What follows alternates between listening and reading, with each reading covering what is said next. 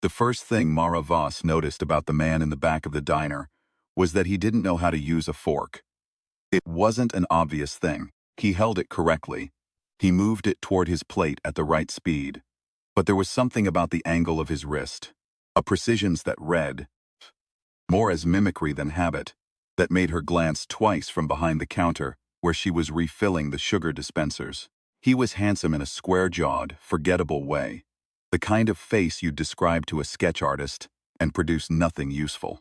The man sitting across from him was broader, darker, with a stillness about him that reminded Mara of the elk that sometimes came out of the tree line at dusk and just stood there watching, deciding. Outside the window, the mountains of western Colorado were going purple in the early October evening. A trucker's CB unit muttered on the shelf behind the register. The two men spoke to each other in low voices, and Mara couldn't make out the words, but the cadence was strange, not quite accented, more like the spacing between syllables was off, like a recording played at 98% speed. She brought them coffee they hadn't ordered. "On the house," she said, setting the mugs down. "You boys look like you drove a long way." The one with the fork problem looked up at her. His eyes were a very pale gray, and they moved across her face the way a scanner moves across a document. Top to bottom, left to right, processing rather than seeing. Then something shifted and he smiled, and it was a real enough smile. Warm enough, human enough, and Mara felt slightly foolish for noticing the eyes at all. "Thank you," he said. "That's kind." The word sat in his mouth like he'd found it in a drawer and wasn't sure what it went to. She topped off their mugs and went back to the sugar dispensers. The CB unit said, "Porting object at high altitude, moving south-southwest, no transponder, no flight plan on record." And the two men went very still. Their names, for the purpose of what they were doing on Earth, were Kale and Emran. These were not their names. Their names were sounds that required a slightly different arrangement of cartilage in the throat, shaped by lungs that had spent their formative years breathing the recycled air of a generation ship, thin and cold, and carrying the faint mineral smell of the hydro scrubbers. But Kale and Emran served well enough. They had been on the surface for 11 weeks. They had learned to drive, which Emran considered one of the most terrifying experiences of his career. They had learned to use Earth money, which Kale considered philosophically destabilizing. The idea of a species that had abstracted survival into small printed rectangles, and then chosen to trust those rectangles, struck him as either profoundly optimistic or profoundly insane, and he hadn't decided which. They were scouts. The word didn't fully cover it. Back home, back on the perihelion, the lead vessel of a fleet of 43 ships that had been wandering the dark for longer than Kale had been alive. They were classified as Cultural Advance Liaisons, which was a title that had been invented by someone who understood that spy sounded bad when you were trying to make friends. Their mission was to find a way to make first contact that didn't end in screaming. The history of first contacts in this part of the galaxy did not inspire optimism. Commander Adris had been specific about that in the briefing, two months before they descended in a ship designed to look like a weather satellite malfunction. "The Reach does not announce itself," she'd said, standing at the front of the war room with her hands clasped behind her back and the star charts glowing behind her. "The Reach does not ask permission, it does not negotiate, it locates, it catalogs, and then it burns. If it finds Earth before we find a way to arm these people, there will be nothing left worth saving." The Reach. Kale had grown up hearing that word the way children on Earth, he'd learned, grew up hearing the word cancer. It was not a word for a thing.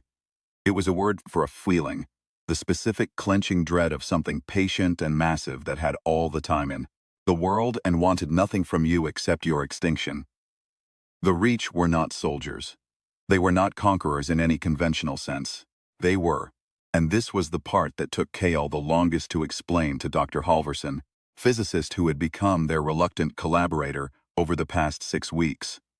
They were something closer to a geological process, a slow burn through civilized space, star by star, world by world, not because they hated what they found, not even because they wanted the resources or the territory, simply because expansion was what they did, the way a fire expands, not out of malice but out of nature. The Reach had been doing it for 400 years.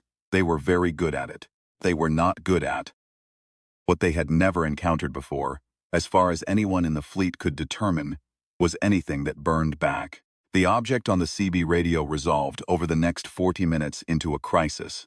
Kale had his communicator open on the table, disguised as a phone because he'd had the presence of mind to buy a phone case for it in Denver. The signal from the perihelion was thin but readable. Emran sat across from him, watching the diner's television. A local news broadcast had picked up the military's radar scramble, helicopters going up along the Colorado-Utah border, and translating the fragments of news Chiron into operational intelligence with the flat efficiency of a man who had been doing this for years. It came down in the mountains, Emran said quietly. 40, maybe 50 kilometers northwest. How do they know it came down? They're showing the radar track. Emran nodded at the screen. It entered the atmosphere at the wrong angle. It was trying to correct. See the wobble in the track there? It was damaged before it hit air. Kale looked at the track. The wobble was there. A damaged entry burn, overcorrection, then a long shallow glide into the high terrain. He thought about the patrol report from 6 days ago. A perihelion scout had tracked a Reach sensor drone moving through this sector, close enough that they'd broken off and gone dark for 3 days. Close enough to smell us, the pilot had reported. They were looking for us, Kale said, and they found something better. Emran said nothing. He was already folding a $20 bill under his coffee mug. Neither of them had touched the food. Outside, a state police cruiser went by fast, lights going, heading northwest on the highway. Kale called Commander Address. The call took 11 seconds to route, bouncing off 3 relay drones in geosynchronous orbit. He used the compressed dialect of the fleet, vowels clipped, consonants loaded with information, a language built for emergencies. We have a Reach asset down in the mountains west of Glenwood, he said, surface to ground, intact enough to walk, unknown crew configuration. A pause. Then Adris, her voice stripped of everything but function. Casualties? Unknown. Survivors? Unknown. Threat assessment? Kale looked at Emran. Emran was looking at the mountain dark outside the window, at the place where the helicopter lights had gone, and his jaw was set in the way it set when he was doing math he didn't like the answer to. High, Kale said, very high. Can you reach the site before Earth forces do? No. Then your priority is containment. Find what they found. Fix what they found. Do not let the Reach asset have access to a broadcast array of any kind. They will have a beacon. And if it gets a clean signal out, we have maybe 6 hours before the Reach knows exactly where Earth is and start sending ships that can do something about it. Understood. Kale. A pause that across 11 light seconds of empty space felt very long. We've been in this system for 11 weeks.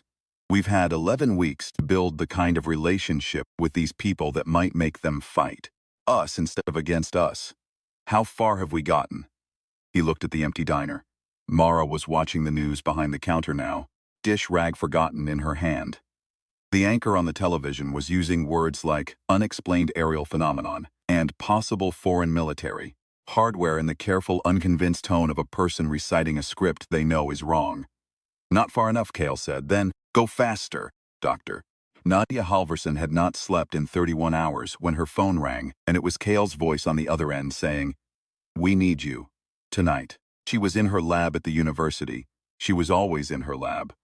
Her office was a geological formation, layers of paper and coffee cups and half-disassembled equipment, each stratum representing a different crisis.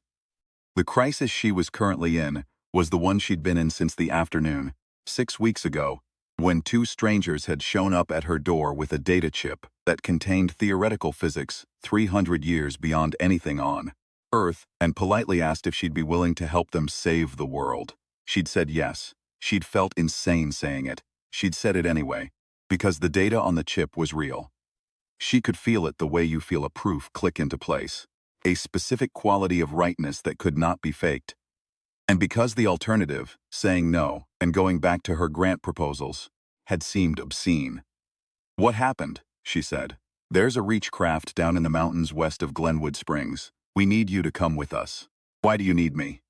Because they may be injured, and because we may need to interface with their equipment, and because, a pause, and his voice shifted into something less operational, something that sounded almost apologetic. Shh. Because you're the only person on this planet who knows what the Reach actually is.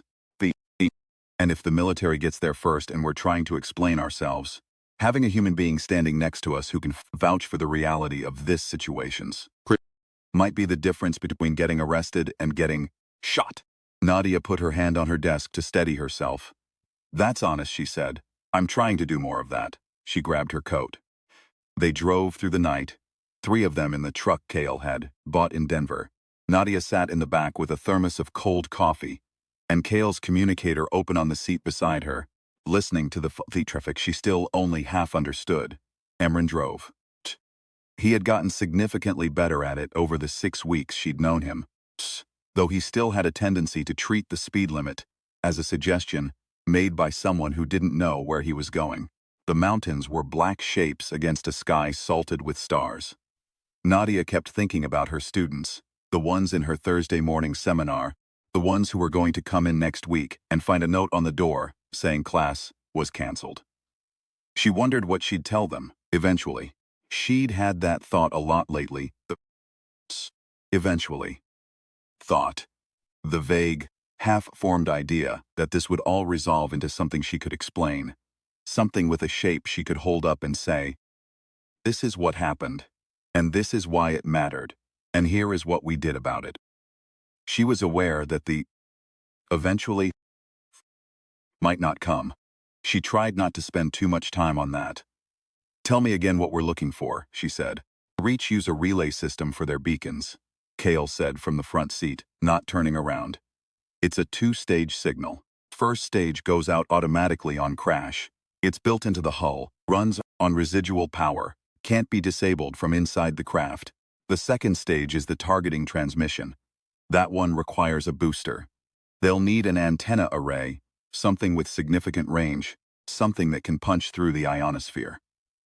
They'll look for a broadcast tower. Yes, there are broadcast towers all over these mountains. She paused. There's a big one on the ridge above Glenwood. It services half the western slope. Silence in the truck. Then Emran said, without inflection, we know. Nadia stared at the back of his head. Is that where they're going? It's where we would go, Kale said.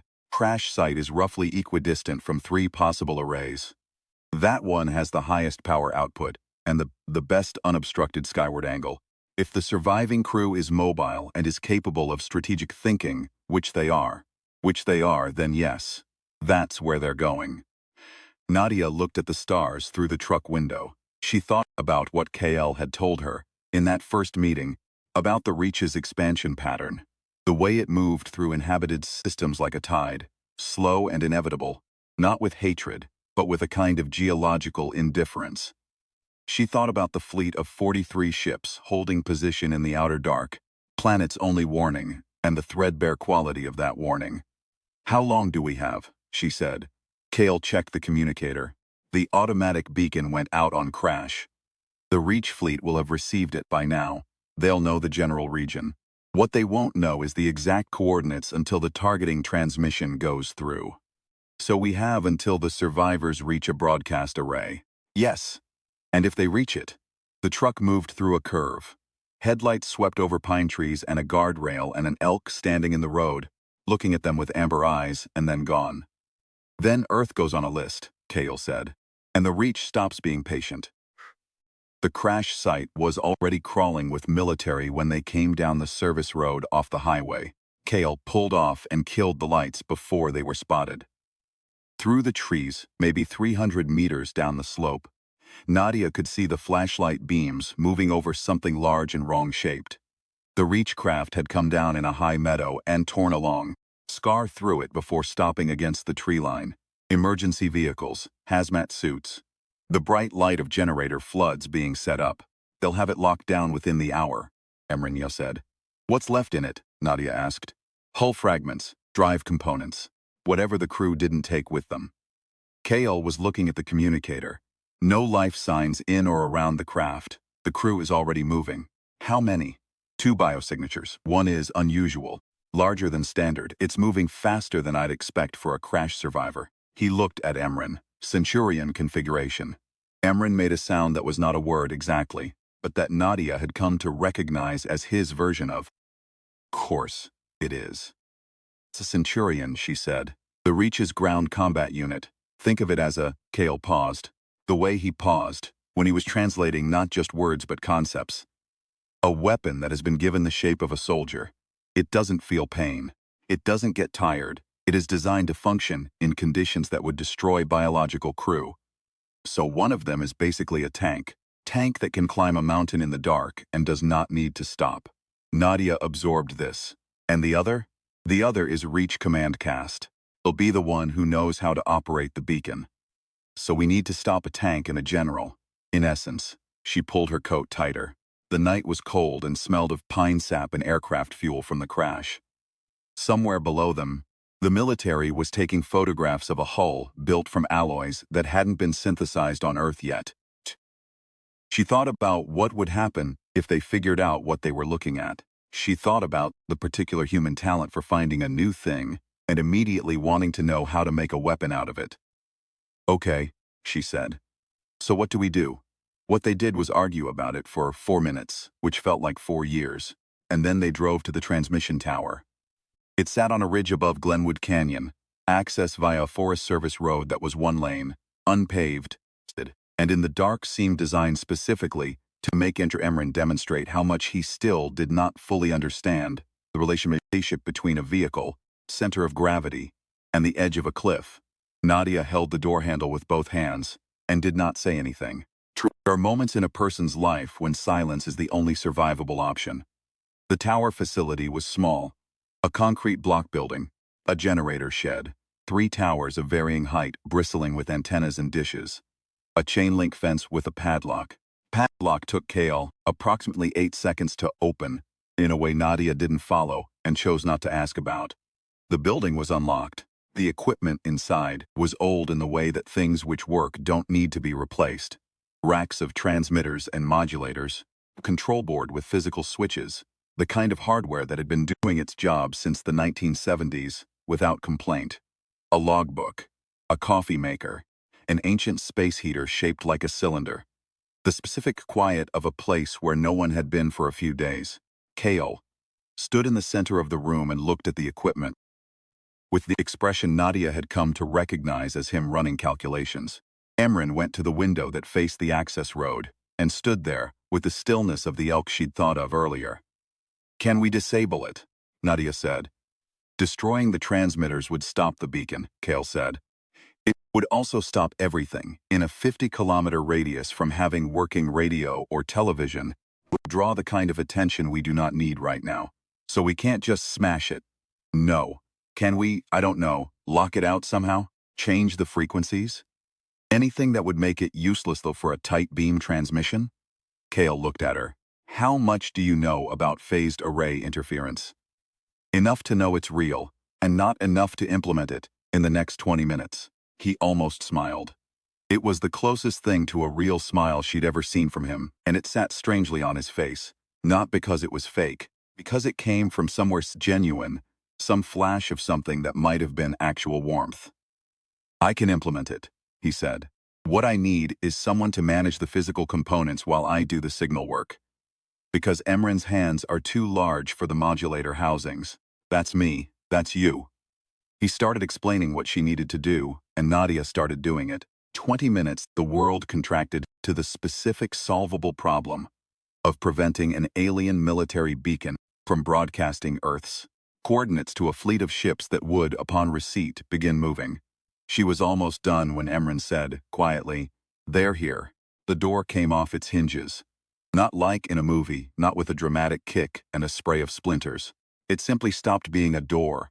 The whole frame buckled inward at once, as though something had leaned on it from the outside, with a great deal of patience and an absolute certainty that physics would cooperate.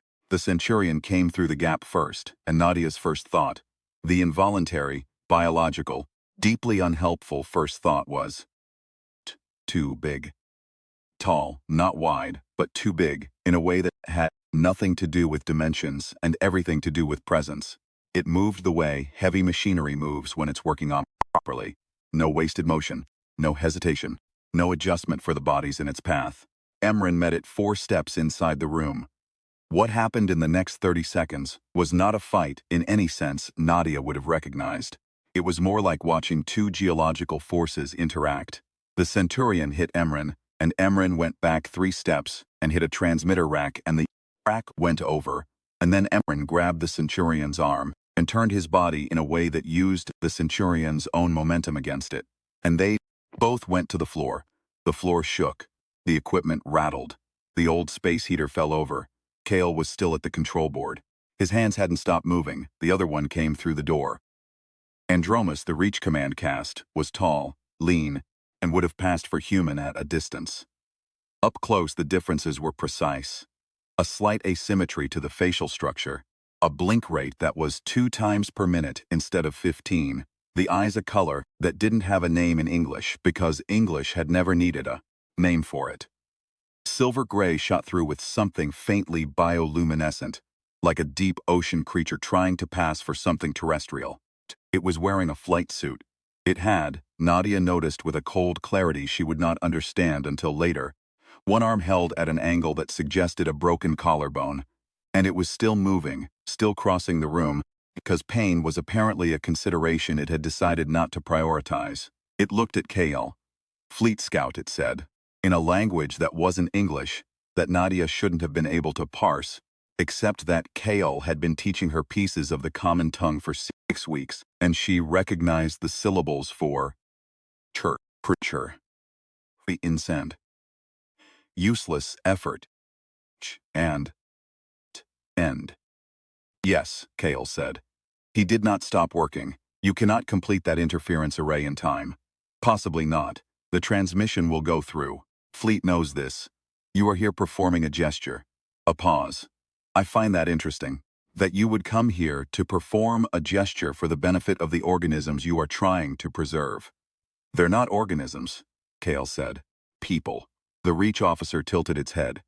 That distinction has not historically mattered. I know, Kale said. It matters to me. Behind her, Nadia heard the Centurion and Emran hit the floor again, harder this time. She had approximately 40 seconds of work left, maybe less. The last component was a frequency modulator housing that required a specific sequence of toggles in a specific order, and her hands were shaking, and she made herself breathe. One breath, slow nose to diaphragm, the way her mother had taught her before school exams, and her hands steadied. The Reach officer looked at her. It had not looked at her before. It had moved through the room with the confident geography of a predator that has already classified the threats and dismissed the rest. Now it looked at her, and she could feel the calculation happening behind those ocean floor eyes. Threat assessment, utility analysis, some rapid and inhuman accounting of whether she was worth stopping or worth ignoring. You, it said, you are not Fleet. No, she said, from here. You understand what you're trying to prevent. Yeah. Then you understand, it is temporary. We will find this system regardless. The fleet your allies traveled with, it leaves a trail, an ion signature, a gravitational disturbance. We have been following it for 2 of your years. This is not a question of if. It is a question of when, and how many of the organisms, the people, survive the answer. Nadia's hands moved to the last toggle. Then why send a scout, she said. If it's inevitable, why confirm coordinates? Why not just come? The Reach officer paused. It was a small pause, a fraction of a second, kind of hesitation that most people wouldn't notice. Nadia noticed because she spent her professional life looking for the moments in a dataset don't fit the pattern. And this one didn't fit. Precision, it said. We prefer to know exactly what we're burning before we burn it. That sounds like you need to know if it's worth burning, she said. That sounds like there's a calculation. That sounds like the answer isn't always yes. Another pause. Longer. It is always yes, it said. But it said it a half beat late. The half beat was everything. Nadia threw the last toggle. The lights in the facility shifted. A subtle change. The frequency array coming online. The transmitted signal splitting and scattering into interference patterns that would, according to Kale's math, make a coherent tight beam transmission from this location impossible for the next 18 to 20 hours. Not permanently. Not even close. Enough. The Reach officer looked at the control board, looked at Kale. Kale looked back at it with the expression of someone who had done the thing he came to do and was now available to deal with whatever came next. You bought time, the reach officer said. Yes, for what? Behind Nadia, the sounds from the floor had stopped. She turned. Emran was standing. The Centurion was not. It was not destroyed. It was functional. It was already moving to resume. But Emran had done something to its primary joint. Assembly that was going to require it to solve a mechanical problem before it could do anything else. And solving mechanical problems took time, and right now time was the only currency any of them had. For them, Kale said, what happened after that is a complicated story, and parts of it remain classified, and some of the parts that aren't classified aren't believed, which amounts to the same thing. What Nadia told the debrief, 3 weeks later, in a room at Peterson Air Force Base, with 4 people whose names were never written down. They came here to find a way to warn us. They came because their fleet had been running for 60 years and they found us, and they knew what was coming, and they couldn't give us the technology to fight it directly. The physics didn't translate, the timelines didn't work. The Reach would have detected a technology transfer of that scale, but they could give us time. They could buy us 6 months, a year, enough for the fleet to get closer, enough for the knowledge transfer to happen at a pace that didn't announce itself. They weren't here to save us. They were here to help us save ourselves. And I think that's what the Reach didn't account for. The debriefer, a small woman with reading glasses and the tired eyes of someone who had heard too many impossible things to be surprised by them, anymore, looked up from her notes. And you believe that, she said. I helped wire a phased array interference rig in a radio facility in the Rocky Mountains at 2 in the morning to stop an alien soldier from transmitting the coordinates of Earth to a hostile fleet, Nadia said. I think believe is the wrong word, I know that. There's a particular quality to Colorado October mornings that Kale had noted in his operational log, the way the light comes over the mountains in a specific amber, low-angle flood that seems to slow everything down and make it more real. He had seen a lot of mornings on a lot of worlds. This one was not objectively extraordinary. It was, by several measurable standards, perfectly ordinary star rising over a perfectly ordinary atmosphere of a world that had, until recently, not known it was in danger. He sat on the hood of the truck with his coffee. He had gotten genuinely good at coffee, not just tolerant of it, but actually appreciative, which Emran considered a character flaw, and watched the light come up over the ridge. They had the Reach officer in the building. Not imprisoned. Exactly. There was no mechanism for imprisoning a Reach command cast officer on a planet that didn't know what one was. But Andromas had a broken collarbone and a dead Centurion and no functioning transmission equipment, and it appeared to have calculated that cooperation was the optimal next move, which Kale found interesting, in the same way he'd found Nadia's question about why they sent scouts interesting. The Reach, in his experience, did not cooperate. The Reach moved forward or it didn't, and forward was almost always the answer. The fact that this one was cooperating suggested something had shifted in its calculation. He wasn't sure yet what that meant. He was going to think about it carefully. Emran came out of the building and sat on the hood beside him, which made the truck lean slightly to the left. Dr. Halverson is sleeping, Emran said. Good. She was still asking questions when she fell asleep. She asked the Reach officer 3 things about propulsion theory and was mid-sentence on the 4th when she went under. That sounds right. Emran drank his coffee. He had not gotten good at coffee. He drank it the way you take medicine, purposefully, without pleasure, because the caffeine was a resource. Kale. A pause. What do we tell the commander? The truth. The beacon was delayed. The targeting transmission did not go through. We have a Reach officer in custody who is willing to. He paused on the word, tasting it, talk. And we have a human physicist who figured out in real time how to run a phased interference array on hardware that was built before she was born. Emran was quiet for a moment. She's remarkable. Yes, they all are, in different ways. Another pause. I keep thinking about the thing the Reach officer said, that it's a question of when, not if. Yes. Do you think that's true? Kale looked at the mountain. The light was doing the thing now, the amber thing, somewhere below them. The military was still processing the crash site and would be for days, And in a few hours, Nadia would wake up and have more questions. And Andromas was sitting in a radio facility in the Colorado mountains rethinking what it had believed about the inevitability of what it was part of. And far out in the dark, the perihelion was waiting for a signal. I think the Reach has been doing this for 400 years, he said.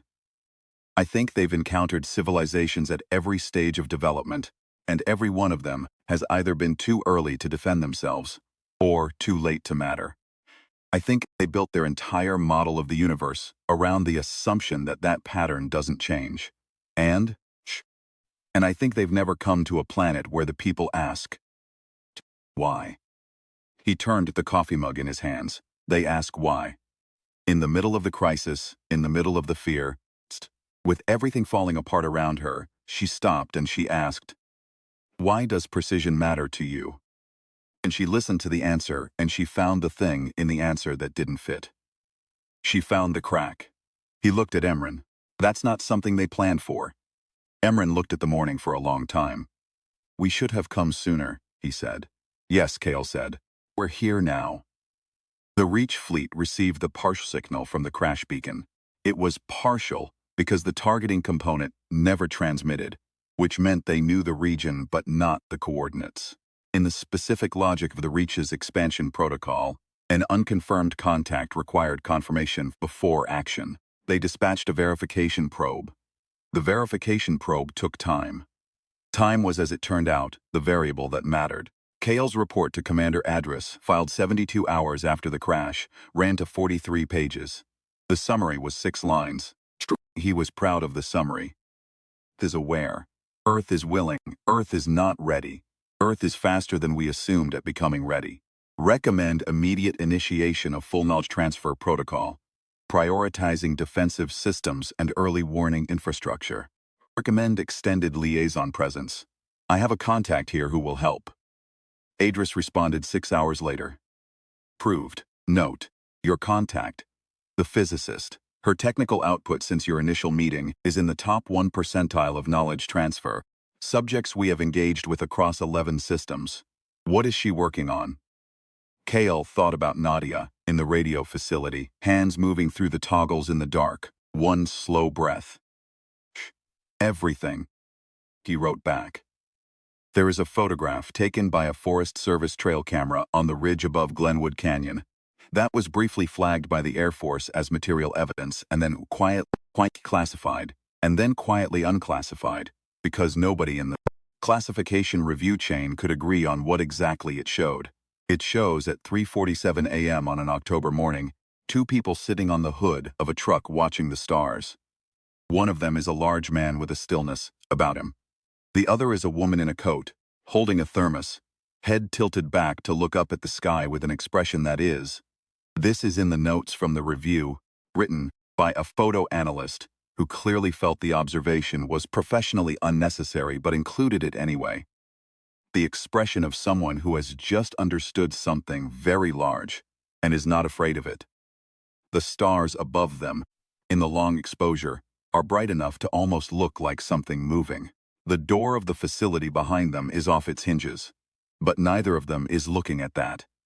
Nadia had asked Kale, somewhere around midnight, sitting on the floor of the radio room, while Emran made tea on the space heater, and Andromas explained the architecture of the Reach's expansion model in a calm, precise voice that sounded like nothing so much as a man unburdening himself of a weight he'd been carrying, whether he thought humanity could actually do this, could actually survive what was coming.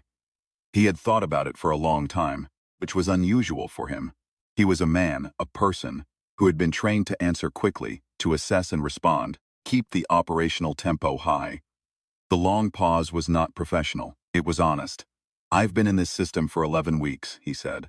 In that time I've watched a species that has been in space for 60 years, on paper, make calculations that should take centuries. I've watched a woman take 300-year-old physics and run it through her existing models and find the gaps we didn't even know were there. I've watched 2 people who should have had no ability to fight a centurion in close quarters figure out in real time how to make that fight last enough. I've watched someone, you, in the middle of genuine fear and genuine crisis, stop and ask the question, that might actually change the outcome of this whole thing. He turned his coffee cup in his hands. The Reach has been doing this for 400 years, and they have never, in 400 years, been asked why. They built their model of the universe assuming that the pattern holds, that every civilization they encounter will be too early or too late.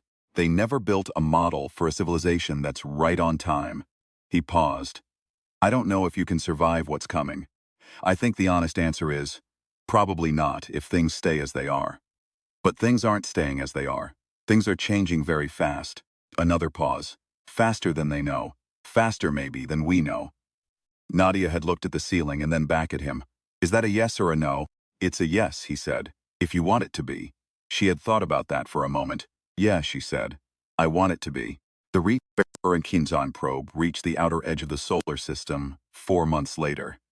It found nothing it didn't already know. It filed a report. The report went into the queue. In the specific bureaucratic geography of an empire that measured time in centuries, queue item for an unconfirmed contact in an unremarkable system was not urgent. By the time it became urgent, things had changed. Not dramatically. Not the way movies suggest these things go, with a single battle and a turning point and a moment of triumphant music. More gradually. The way most real things change, one decision at a time, one late night in a laboratory at a time, one conversation at a time, one question asked at a time. Nadia published 4 papers in 8 months, each one more significant than the last, each one attributed to theoretical sources she declined to name. Her graduate students thought she was having a breakdown. Department chair thought she was having an affair. Her mother, who called every Sunday, thought she sounded tired but also oddly happy, and said so. I am tired, Nadia had said. But I'm working on something real. Real like how?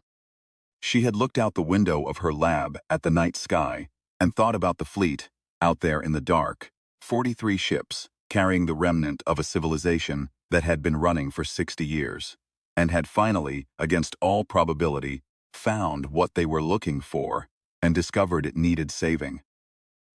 Real like it matters, she said. She could hear her mother smiling over the phone. Good, her mother said. That's the best kind.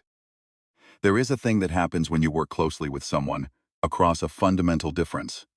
A gap of culture, biology, history, the entire architecture of how a mind was built.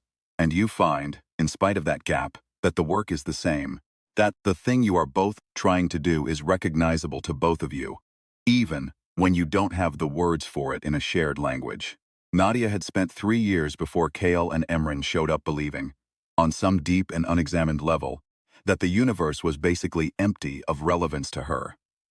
That the work she did was important in the abstract and peripheral in the specific. Another set of papers in a field that moved slowly. Another pair of hands in a lab that would produce results, that would inform the results of someone else in 20 years. Not meaningless, just distant from anything with stakes. She had been wrong about that. She was now aware, with a clarity that felt almost physical, that she had always been wrong about that, and that being wrong about it had cost her something she was only now able to name. Kale had asked her once what she had studied before she began working with them. She'd said theoretical physics, propulsion, boundary conditions of space-time under high-mass curvature. He'd looked at her with that processing scan expression and said quietly, "You were studying how to get to us, before you knew we existed." She hadn't known what to say to that. She'd thought about it for 2 weeks. She still thought about it, sometimes, in the way you think about the things that rearrange your understanding of your own life. Not obsessively, not with drama, but with the quiet and ongoing sense of something clicking into place.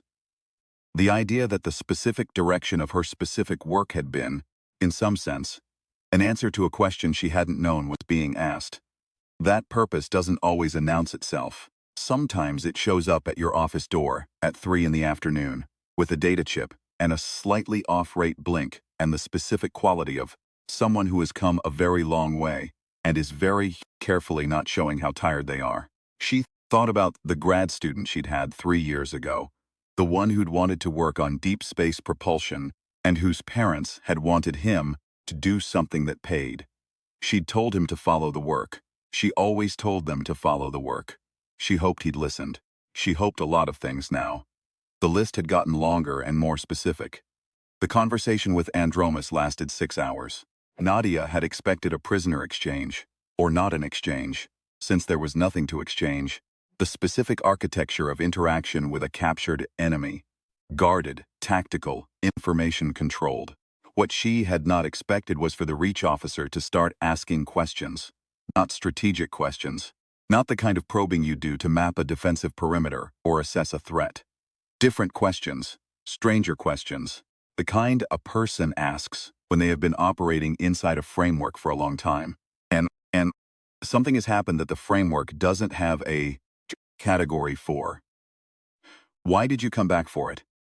Andromas said. It wasn't quite a question.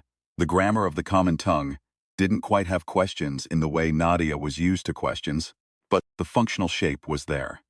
She had been in the process of rehanging the door. It was a physical task she'd set herself, partly because the door needed hanging, and partly because having something to do with her hands made her better at conversation. Come back for what? Fire. After the fight.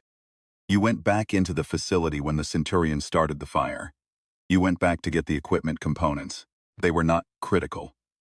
Kale had already completed the array. You went back for something that was already accomplished. Nadia thought about it. The fire had been small. The space heater knocked over in the struggle, a rack of old wiring catching, and she had, in fact, gone back through the smoke to retrieve 2 of the modulator components she'd disconnected. They hadn't been critical. She hadn't thought about it at the time. She'd just done it. Habit, I guess, she said. You don't leave equipment in a fire. First. The equipment was not yours. It belonged to the facility. The facility is not yours. She turned to look at Andromas.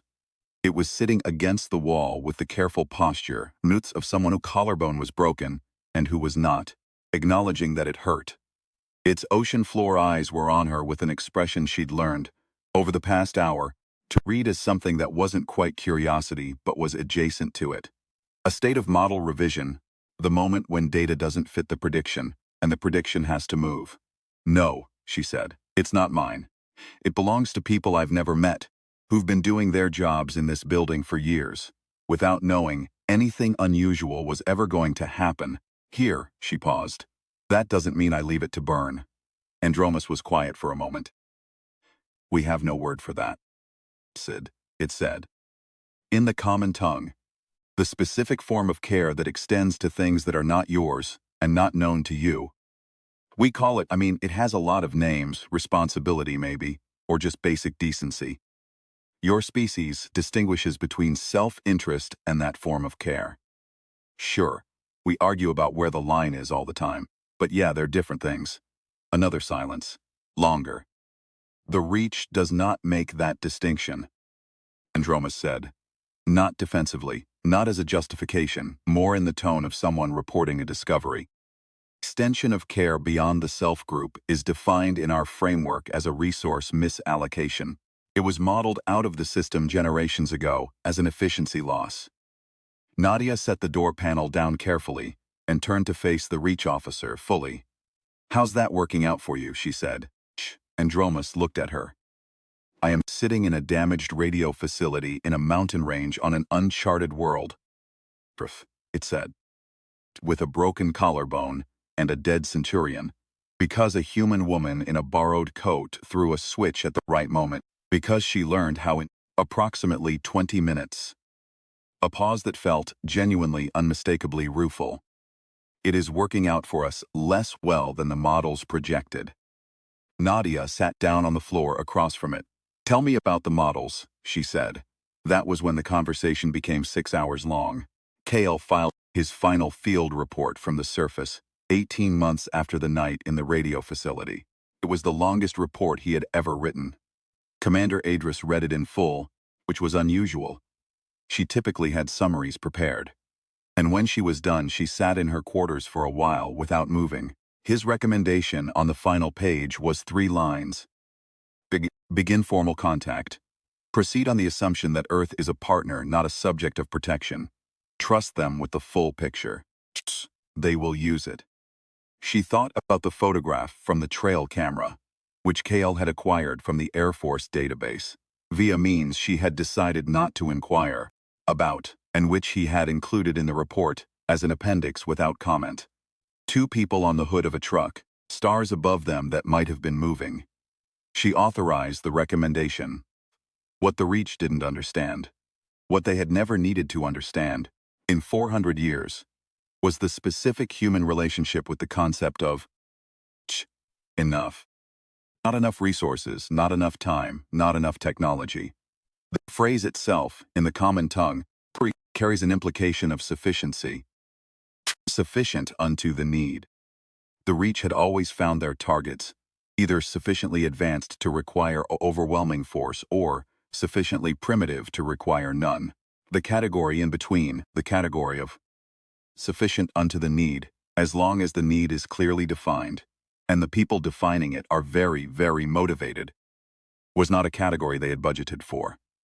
Nadia, in the paper she published 14 months after the night in the radio facility, called it the precision threshold. The point at which a civilization's understanding of a problem becomes precise enough that motivation can substitute for resources.